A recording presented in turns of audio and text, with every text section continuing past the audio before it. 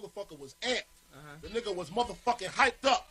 The nigga just grabbed the nigga, snuffed the nigga, and it was on from there. The motherfucker, it wasn't nothing stopping them. What the rest of these niggas do? Man, the motherfuckers was ready for anything. The niggas was packing burners. The niggas was ready to fight, whatever they had to do, Holmes. The niggas was on the real flip mode, Holmes. They was coming out like a motherfucker. The nigga was amped. He was like, come on, motherfucker. Come on, motherfuckers, come on. Come on, motherfuckers, come on. Yeah. Come on, motherfuckers, come on. Come on, motherfuckers, come on. Video games don't kill people, I do. Release the brainstorm to make your motherfucking brain warm. A strange form, something kinda lyrical. Biggie the bastard, so that's kinda spiritual. Well, in God we trust, guns out bust, got that disgusting suicide thumping. And do you know where you're going to? Do you like the things that I bring? I got seven like a... Postal 2 kicks ass, and like BioShock, is a masterpiece of gaming. However, unlike BioShock, which is a masterpiece in storytelling, art direction, and gameplay, Postal 2 is a masterpiece in pissing on women. Postal 2 is bold, vulgar, and unapologetic, and doesn't give a shit on what you or anyone else thinks. And while I could sit on my high horse and ramble on some artsy-fartsy notion on how we can learn all from Postal 2, the appeal of a game like Postal 2 is doing all the crazy things to your boss that you wish you could when in reality will just get you arrested. The plot of Postal 2 revolves around you doing mundane chores throughout the week, such as getting milk or getting your paycheck and dropping off a library book. All the while, havoc wreaks across Paradise, Arizona as the citizens rally to kill you. Everyone from parents against violent video games to environmentalists against books to gay cowboys to the Taliban. Everyone wants you dead. And so, as such, you have an arsenal of creative weapons at your disposal to take out all the Taliban and ATF members you can't see. Hi, this is Alexa. May I know the purpose of your visit?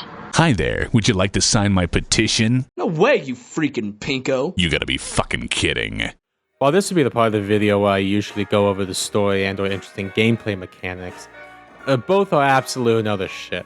The story is in fact quite simple. You're an average man living your average life in Paradise, Arizona. And then you have the list of tasks you need to complete, like getting your paycheck, cashing it, and then buying milk.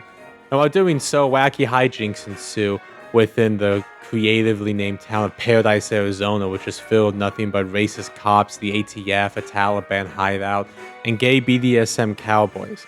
You're tasked with completing these tasks by the end of the day and making it back alive. And when inevitable shenanigans ensue, you have a myriad of weapons at your disposal, ranging from submachine guns to rocket launchers to a scythe to sledgehammers. The gameplay is jank. I'm not going to go and pretend that it isn't. The gameplay is absolutely freaking jank. The shooting is whack and jank, animations break. But that's not the appeal of a game like Postal 2. The appeal of a game like Postal 2 is its absurdity. It's the fact that you can even do all these things in the first place. It's the fact that you can smoke crack and get a bunch of health so you can take down all these armed guards. It's the fact that Gary Coleman is in the freaking game, wielding a submachine gun. When you go to the roach-infested corner store to get your gallon of jihad goat's milk, you instead discover a sleeper cell of Al-Qaeda terrorists in the above room of the convenience store, and you have to fight your way out. Postal 2 is very much a product of its time. It was made in 2004 and was meant to poke fun at a lot of the crazy things that was happening.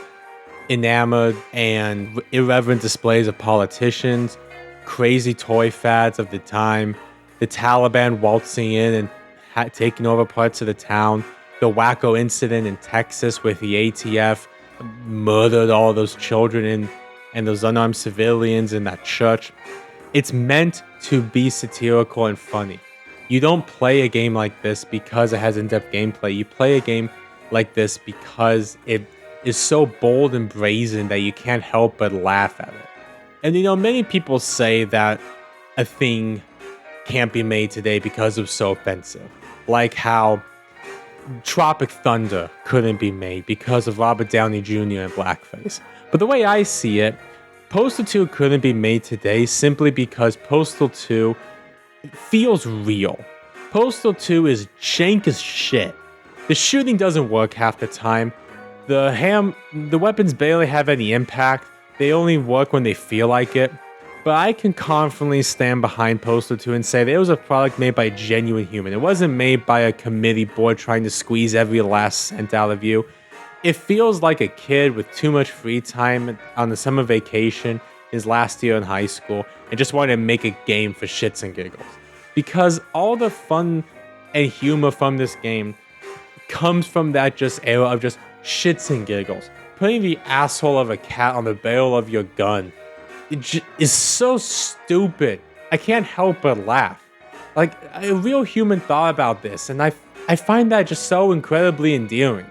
That in an age where mass media has all but consumed the popular zeitgeist, where Baldur's Gate 3 and the new Nintendo games, all everyone's talking about, all these games that weren't made by genuine, passionate developers who had a dream and a vision and a goal they wanted to see through, and a story they wanted to tell.